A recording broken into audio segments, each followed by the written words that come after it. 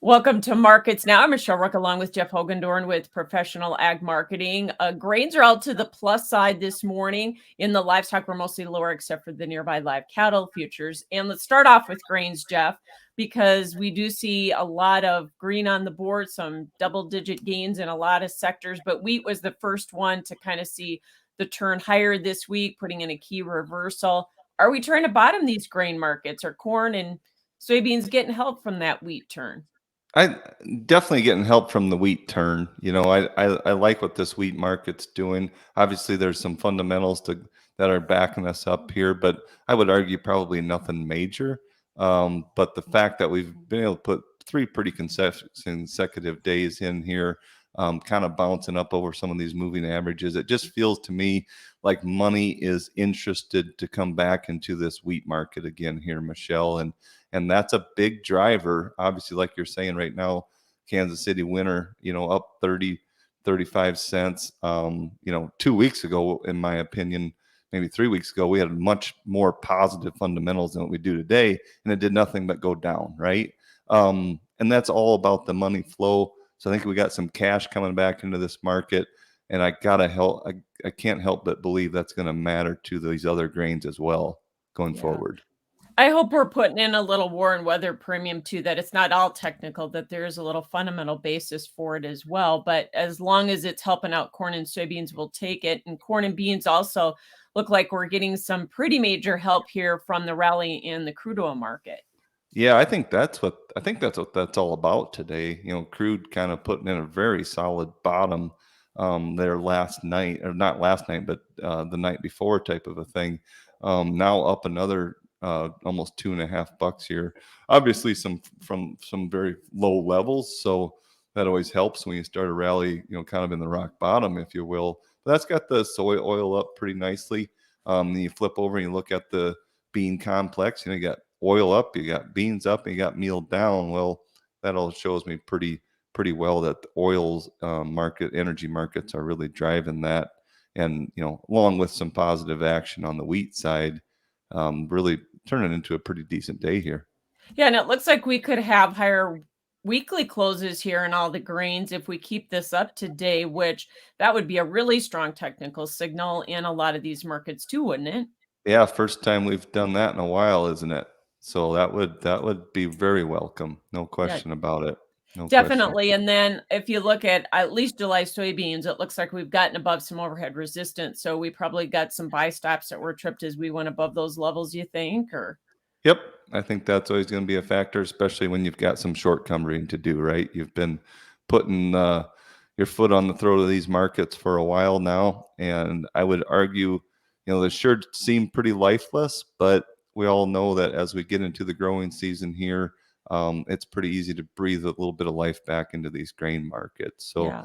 I would definitely look for some more action here as we go. I don't think it's all dead and over with by any stretch. I think we'll still have a very interesting growing season to us here, Michelle. Yeah, how much is weather playing into this, Jeff? We're supposed to get some pretty good rains again in the northern plains where we haven't necessarily seen everything get planted like up in North Dakota. I know South Dakota, Minnesota have been going great guns, but there is some Yep. concerns there. And maybe, are all those areas going to get actually replenished or hit by some of these rains in the HRW areas even? Well, I think you've done some disaster mitigation there from a moisture standpoint this week, so I think that certainly helps. I think the story this week and is so far, and it's led to some of this short covering rally that we're seeing here at the end of the week, is just how fast that we're going to we've plugged in this corn and bean crop. I think those numbers will be absolutely staggering Right. on Monday when you get your planning intentions, or your planning progress reports out. But I would say the good news is that's most that's all priced in this week, right? And now you're seeing the reaction to putting pressure on the market all week long here today. And yeah, next week I think you start thinking about that northern tier of planting progress potentially. You just start thinking about the bigger weather picture in general. I would argue, if not the beginning of next week, the week after, end of next week. So not too far into the future. I think you start focusing on summer rains and yield potential that way. Okay. Yeah. Well, hopefully we'll start to see that be a play. Okay. Cattle market. We've had a down week. Is this just a little bit of short covering in the front part of the live cattle board? I mean, are you concerned at all that this was anything but a healthy correction here? Because the funds seem to be able to come in here and defend the longs on most of these breaks. Yeah, they sure have. And this cattle market, it just really struggles to hold up in the face of the outside market pressure. So you had the whole next step of the banking fiasco, which by the way is most likely not over with, right? Right. I can't remember who said it. One of the traders that sends some stuff out. It's just every day that bank doesn't go broke's a good day, and this week we experienced some of the days when banks do go broke, and unfortunately there's probably more where that came from, right? So in the cattle market's proven to us several times here, it just can't hold up through that, and I think that's what you had happen here. Not to mention, of course, from a seasonal standpoint, we finally did put in the high, in my opinion, on cash for the spring here. And we had it very common to take futures lower as you take care of that job, right? So I think you kind of combine both of those together. You got, what we give up here? $4, $4.50. I think I'm looking at the June chart here, just kind of roughly guessing. And if that's all you do, that's really positive in my opinion. Yeah, I was going to say, if you're a bull, you're going to say, hey, we've been pretty darn resilient in the face of all this negative news. Yeah, I mean, you look at a chart and you kind of start to think, okay, you could get yourself down to the upper 150s. There's a teensy little gap down there. There's some really good support down there that this market, and you could start to have a storyline where this thing would want to get down into that levels. And even if we did, or if maybe we still will, I'm not sure that'd be too concerned about the marketplace. I mean, you take a look at where the cash is at and the discount that June's already trading, I think it's going to be a bit of a struggle to get cash to break that much, especially when we're putting some inventory away at some higher money than that, and you're getting pretty close to June already. Yeah. No, that's a good point you make about the discount to the cash for sure. What about the hog market? So a gap lower this morning in the June hogs, and after what was a reversal week higher last week, it looks like we're going to have a lower weekly close this week. And is it about supply, Jeff, or is it about demand, or is it both? What is it? Oh, it's got to be both if they're destroying us this bad. I would sure hope, right? That not just one of those would take us into the position that we're in. Yeah, no doubt, a very disappointing week in the hogs here.